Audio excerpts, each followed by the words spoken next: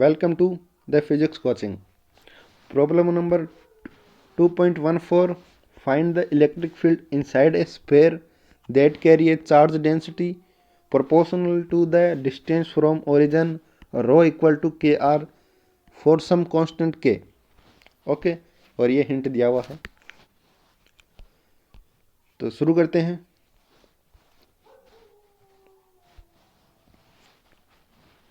सबसे पहले हम क्या बनाते हैं, एक स्फीयर बनाते हैं। ये स्फीयर बनाया मैंने जिसकी चार्ज डेंसिटी कितनी है, rho equal to K are. तो इलेक्ट्रिक फील्ड निकालते हैं इनसाइड एंड आउटसाइड। ओके, जहाँ पे रो इक्वल टू कांस्टेंट था उसके लिए हमारे पास इलेक्ट्रिक फील्ड की वैल्यू आई थी rho R upon 3 epsilon naught, direction obviously R cap. And outside जो आई थी, ये इनसाइड है और आउटसाइड आई थी rho R cube upon 3 epsilon naught R square. Okay, ना इसके लिए देखते हैं फिर इनको कंपेयर करते हैं। ठीक है, तो उसके लिए क्या करेंगे,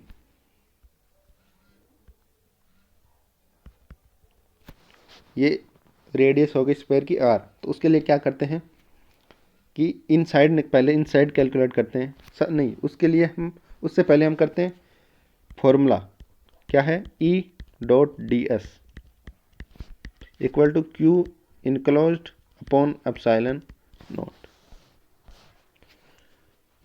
अब इलेक्ट्रिक फील्ड की डायरेक्शन क्या होगी, इलेक्ट्रिक फील्ड की डायरेक्शन होगी आर कैप, क्योंकि आर हमेशा क्या होता है, परपेंडिकुलर।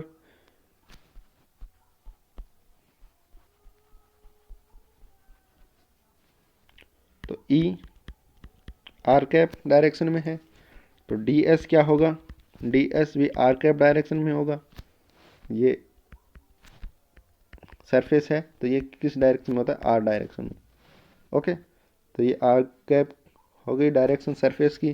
तो डी एस इंटीग्रेशन की, सो डी एस की वैल्यू कितनी होती है, डी एस की वैल्यू होती है एच थीटा आर डायरेक्शन में, H phi D theta D phi.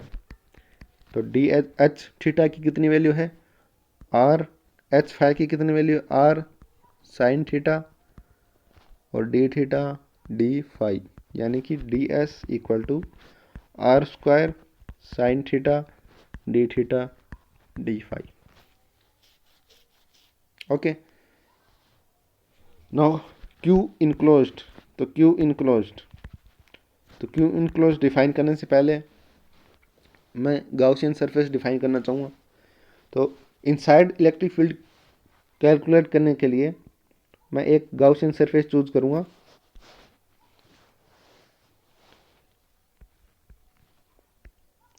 Spherical Gaussian surface from centre से जिसकी डिस्टेंस आर है। और जब मैं आउटसाइड इलेक्ट्रिक फील्ड कैलकुलेट करूँगा तब भी मैं क्या करूँगा, एक स्फेरिकल सिस्टम, एक सरफेस डिफाइन करूँगा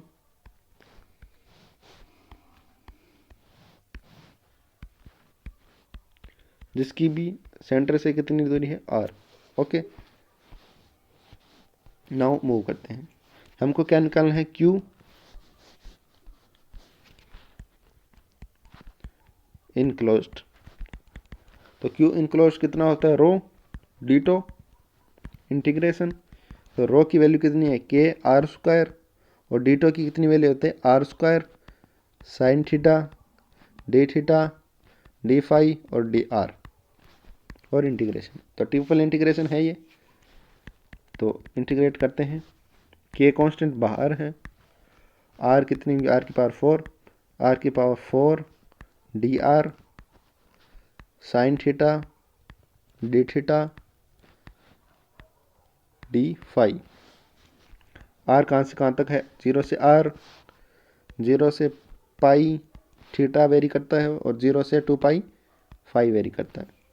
ओके, तो इनको इंटीग्रेट करने पे क्या होगा, के r to power 5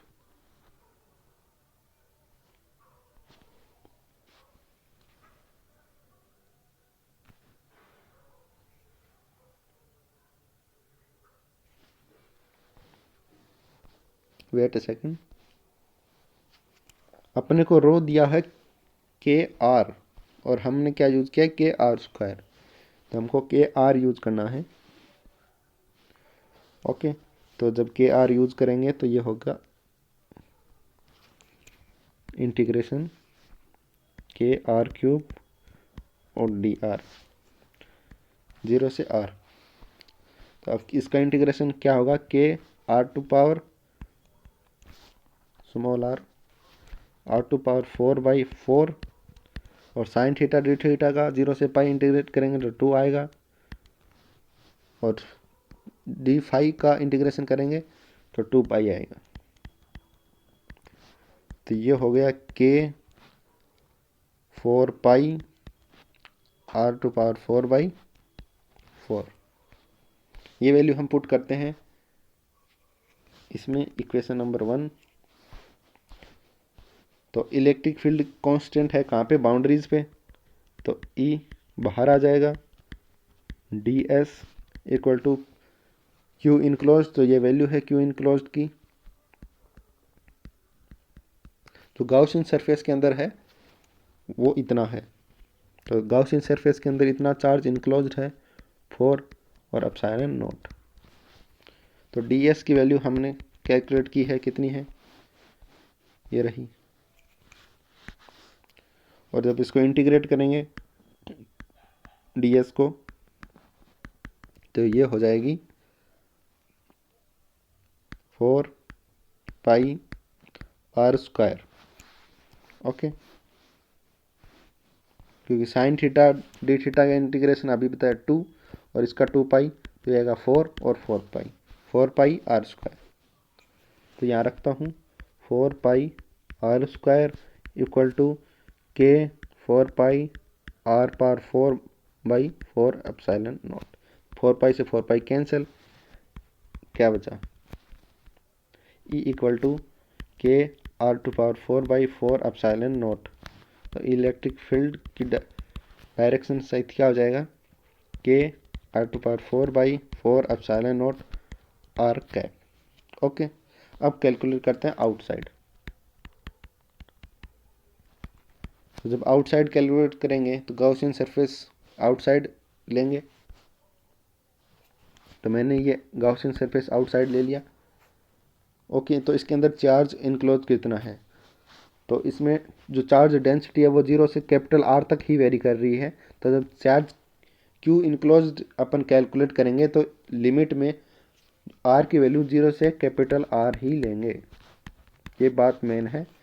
तो जब ये हमने कैलकुलेट किया हुआ है तो जब हम यहाँ पे कैपिटल आर रखेंगे तो ये किस में कन्वर्ट हो जाएगा, K 4 pi capital R to power 4/4 epsilon naught. Okay, तो वैल्यू रखते हैं E dot D S equal to Q enclosed upon epsilon naught. Electric field boundaries पे कांस्टेंट है तो बाहर डी एस इक्वल टू के क्यू इनक्लोज की value K 4 pi R की पावर 4/4 एप्सिलॉन नॉट, और डी एस कितनी वैल्यू है 4 pi R square K 4 pi R to power 4/4 epsilon naught. 4 pi से 4 पाई कैंसिल, इलेक्ट्रिक फील्ड हो गया outside के R to power 4/4 epsilon naught R square. Electric field with direction के R to power 4/4 epsilon naught R square R cap. अब जब रो charge density constant है तब जो इलेक्ट्रिक फील्ड इनसाइड है वो प्रोपोर्शनल टू है आर, और आउटसाइड कितनी है इनसाइड और outside E proportional to 1/r²। Okay, लेकिन जब रो KR है तब इलेक्ट्रिक फील्ड क्या है, आउटसाइड इनसाइड प्रोपोर्शनल टू, देखते हैं कितना है, वेट ए सेकेंड, ये हमने यहाँ पे इसको कैंसिल नहीं किया तो ये आएगा 2 और ये 2। ओके, तो इलेक्ट्रिक फील्ड R² के प्रोपोर्शनल है और यहाँ इलेक्ट्रिक फील्ड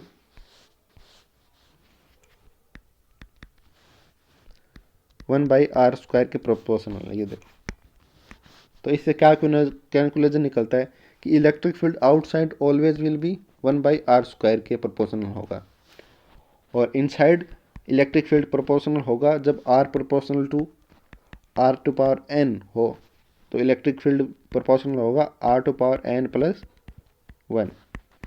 ये बात याद रखने वाली है। मिलते हैं नेक्स्ट वीडियो में।